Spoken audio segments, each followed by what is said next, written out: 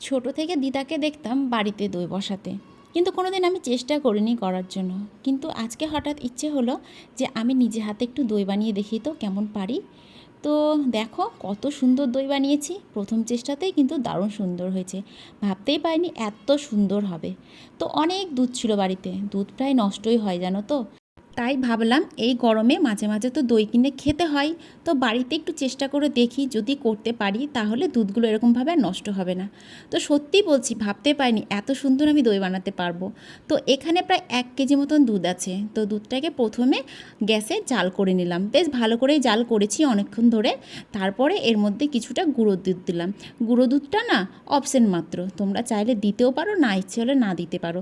তবে গুঁড়ো দুধটা দিলে খেতে একটু বেশি টেস্ট হয়, সে কারণে ওর মধ্যে একটু গুঁড়ো দুধ দিয়ে ভালো করে জাল করে ওটাকে নামিয়ে রাখলাম। তারপরে এখানে একটু চিনি নিয়ে চিনিটাকে গুলে নিলাম। চিনিটা গুলার কারণ কি বলো তো, কালারটা খুব সুন্দর হবে সেই কারণে। এমনি তোমরা চাইলে দুধের মধ্যে দিয়েও কিন্তু চিনিটা ফুটাতে পারো।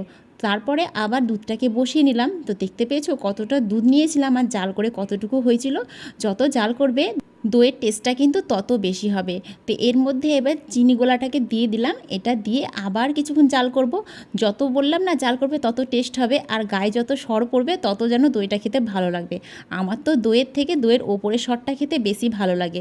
এবার আগে থেকে বাড়িতে আনা ছিল দই, সেই দইটা একটুখানি নিয়ে ভালো করে এটাকে গুলে নিয়েছি। এবার আগে থেকে জাল করা দুধটাকে একটু ঠান্ডা করে রেখে তারপরে এই টক দইটা এর মধ্যে দিয়ে দিলাম। অবশ্যই এটা টক দই না, এটা মিষ্টি দই, কারণ মিষ্টি দই বানাচ্ছি তো সেই কারণে মিষ্টি দইটাই আমি ব্যবহার করলাম। এবার এটা দিয়ে ভালো করে গুলে নিয়ে একটা ভাঁড়ে ঢেলে রাখবো। এই ভাঁড়টা কিন্তু আমি কিনে এনেছিলাম দই বসাবো বলে। তো এবার এটাকে গরম একটা জায়গায় ভালো করে ঢেকে রাখবো। তো দেখো অনেকক্ষণ ঢেকে রেখেছিলাম, তারপরে বিকেলবেলায় গিয়ে যখন এটা তুলে দেখি, আমি তো অবাক, এত সুন্দর দই হবে আমি ভাবতেও পারিনি।